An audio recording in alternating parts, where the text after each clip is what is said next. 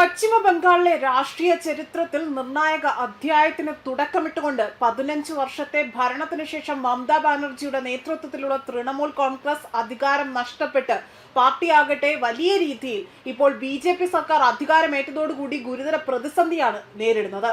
2026 നിയമസഭാ തെരഞ്ഞെടുപ്പിൽ വൻ ഭൂരിപക്ഷത്തോടെ അധികാരത്തിലെത്തിയ BJP സംസ്ഥാന രാഷ്ട്രീയത്തിന്റെ സമവാക്യങ്ങൾ തന്നെ മാറ്റിമറിക്കുകയാണ് ചെയ്തത്. അതേപോലെ തന്നെ സുവേന്ദു അധികാരിയുടെ നേതൃത്വത്തിൽ BJP ആകട്ടെ 294 അംഗ നിയമസഭയിൽ 207 സീറ്റുകൾ സ്വന്തമാക്കിയപ്പോൾ തൃണമൂൽ കോൺഗ്രസ് ഏകദേശം 80 സീറ്റുകളിലേക്ക് ചുരുങ്ങുകയാണ് ചെയ്തത്.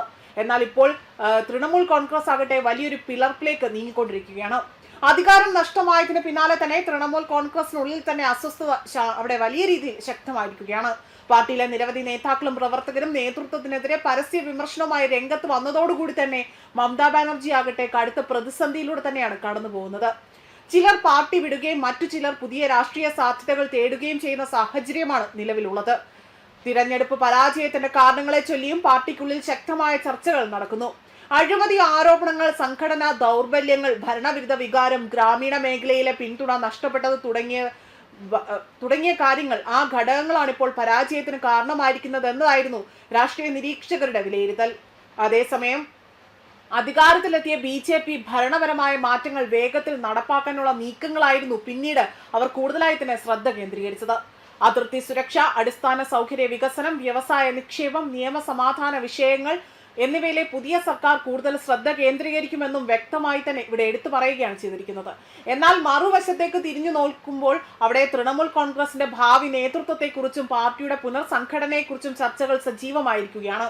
പ്രതിപക്ഷത്തിന്റെ ശക്തമായ പങ്ക് വഹിക്കാനോ അല്ലെങ്കിൽ ആഭ്യന്തര പ്രതിസന്ധികൾ കൂടുതൽ രൂക്ഷമാകാനോ സാധ്യതയുണ്ട് എന്നതാണ് രാഷ്ട്രീയ കേന്ദ്രങ്ങൾ വിലയിരുത്തുന്നത്.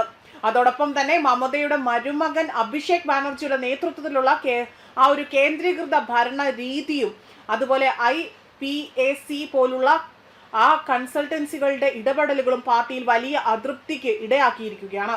മുതിർന്ന നേതാക്കളായ കലോക്കി ഘോഷ്, അതേപോലെ പാർത്ഥ ചാറ്റർജി തുടങ്ങിയവരാകട്ടെ പാർട്ടിയുടെ പ്രവർത്തന രീതികളെ പരസ്യമായി തന്നെയാണ് വിമർശിച്ചിരിക്കുന്നത്. അതേപോലെ തന്നെ മറ്റു മേഖലകൾ കേന്ദ്രീകരിച്ചുകൊണ്ട് തന്നെ ഒരു ജമ്മി എന്നതുപോലെ തന്നെ അധികാരി കുടുംബത്തിന് വലിയ സ്വാധീനമാണ് അവിടെ കൽപ്പിക്കപ്പെടുന്നത്. 2020 സുവേന്ദു അധികാരി തൃണമൂൽ വിട്ടപ്പോൾ അവിടുത്തെ രാഷ്ട്രീയ നേതൃത്വത്തെ അദ്ദേഹത്തിനോടൊപ്പം തന്നെ അതായത് രാഷ്ട്രീയ നേതൃത്വം അദ്ദേഹത്തിനോടൊപ്പം തന്നെ നീങ്ങി അദ്ദേഹത്തിനൊപ്പം എത്തുകയാണ് ചെയ്തത്.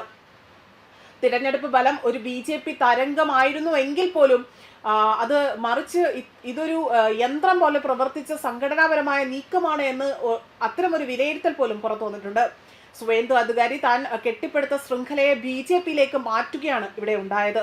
അതോടുകൂടി തന്നെ BJPക്ക് കൂടുതൽ കരുത്തുറ്റ ഒരു നേതാവിനെ കിട്ടുകയും BJPക്ക് ബംഗാളിൽ കരുത്തുറ്റ വിജയം കരസ്ഥമാക്കാനും സാധിച്ചു. അതേസമയം സർക്കാർ വിരുദ്ധ വികാരം, തൊഴിലില്ലായ്മ, RG-കാർ കേസിനു ശേഷമുണ്ടായ സാഹചര്യം എന്നിവയെല്ലാം കൂട്ടിച്ചേർത്തുകൊണ്ട് BJPക്ക് അവിടെ വലിയ വിജയ പാതയൊരുക്കാനും വിജയ മുന്നേറ്റം അവിടെ കൊണ്ടുവരാൻ പോലും അവർ